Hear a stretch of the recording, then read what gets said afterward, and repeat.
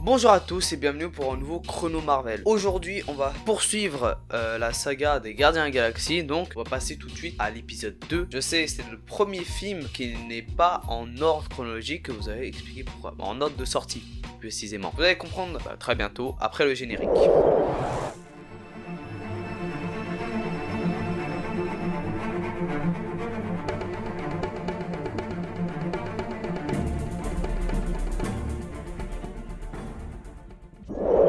Donc, Guardian of Galaxy 2, qui fait suite directement à Guardian Galaxy, qui est sorti en 2017 normalement, qui est clairement à la phase 3, alors qu'on n'a pas encore fini la phase 2. Ça va être une explication très simple en fait. Mais avant ça, je voudrais juste récapituler un peu la phase 1 et 2. Parce que je sais que il n'y a pas tout le monde qui regarde toutes les vidéos de Chrono Marvel, donc je vais faire une explication un peu vite de la chronologie.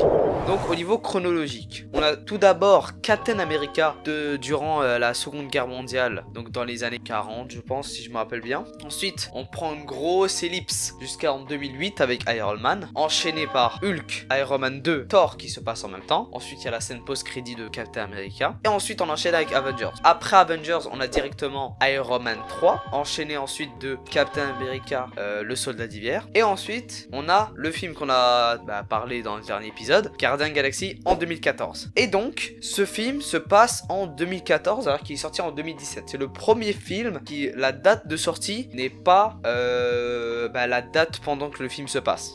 Le film se passe en 2014 mais le film est sorti en 2017 pour la phase 3. Mais pourquoi j'en parle maintenant? Parce que tout simplement le film se passe en 2014, quelques mois après les événements du 1. Qui prouve ça, c'est tout simplement James Gunn qui explique ça dans une interview, qui nous explique que les événements de Guardian Galaxy 1 et 2 se passent pas à la Voie lactée, la galaxie la Voie lactée, elle se passe dans la galaxie d'Andromède, tout à côté. Ce qui fait que l'ellipse qu'on a entre nous, entre la Terre et Andromède, pour eux c'est quelques mois, mais en fait nous c'était des années. Donc il ajoute aussi, donc on place tout simplement dans la chronologie que j'avais fait, je sais que pas tout le monde l'avait parce que je le mettais en fin de vidéo, tout simplement, Guardian Galaxy 2 se passe en 2014. Et ensuite on va enchaîner directement aux Easter eggs et les indices au futur film, parce que c'est ça qui nous intéresse. On a l'apparition pendant le film des anciens, les Watchers en anglais, qui vont être présents durant la phase 4. Donc la phase qu'on est présentement en 2022, ils sont beaucoup plus présents que à l'époque, alors qu'ils faisaient une petite apparition. D'ailleurs, il y a une théorie à l'époque qui disait que Stan Lee c'est un Watchers, c'est en gros un ancien qui regarde si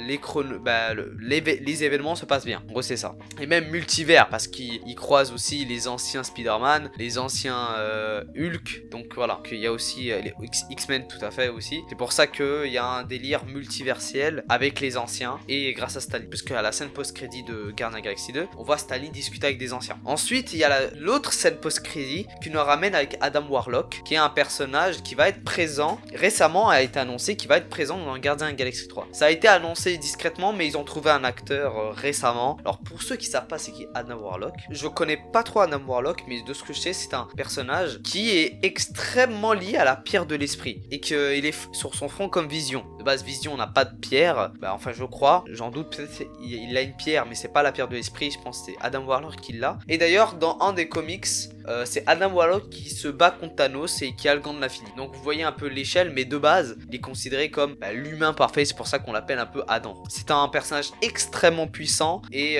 qui est pas encore exploité dans la MCU et qui on voit dans la scène post-crédit une sorte de cocon où on dirait qu'il est prêt à être fabriqué et qui va ramener à Guardian Galaxy 3 directement. Donc il y a cet élément là en suspension. Et aussi on a un élément qui a été que moi personnellement je n'ai pas remarqué du premier, du deuxième mais du troisième visionnage, c'est qu'il y a tout simplement le Grand Master, donc le grand maître, est présent dans le générique de fin. Si vous savez pas c'est qui le grand maître, si vous avez vu Thor 3 vous savez c'est qui. Pour l'instant on n'est pas au courant, je vais pas vous dire tout simplement c'est qui le grand master. Il est présent au film et ça va nous relier à Thor Ragnarok. Il n'apparaît qu'au générique de fin où il danse. Vraiment il n'y a pas de corrélation entre les deux. Il y en a une mais je vais plus en développer dans Thor 3. Et donc tout simplement ça sera tout pour Guardian of Galaxy 2. Personnellement le film il est très bon. Dans un des meilleurs films du MCU que j'ai vu. J'ai beaucoup aimé Ego, d'ailleurs, la représentation d'Ego était vraiment cool. Mais bref, j'espère que cette vidéo vous a plu. N'hésitez pas à la liker, à la commenter, à la partager. À la prochaine pour le prochain épisode qui sera sur, logiquement, Avengers 2 qui va être très compliqué à discuter. Vraiment, ça va être très chaud à en parler parce qu'il y a beaucoup de retcon. De toute façon, je vais en parler. Ciao!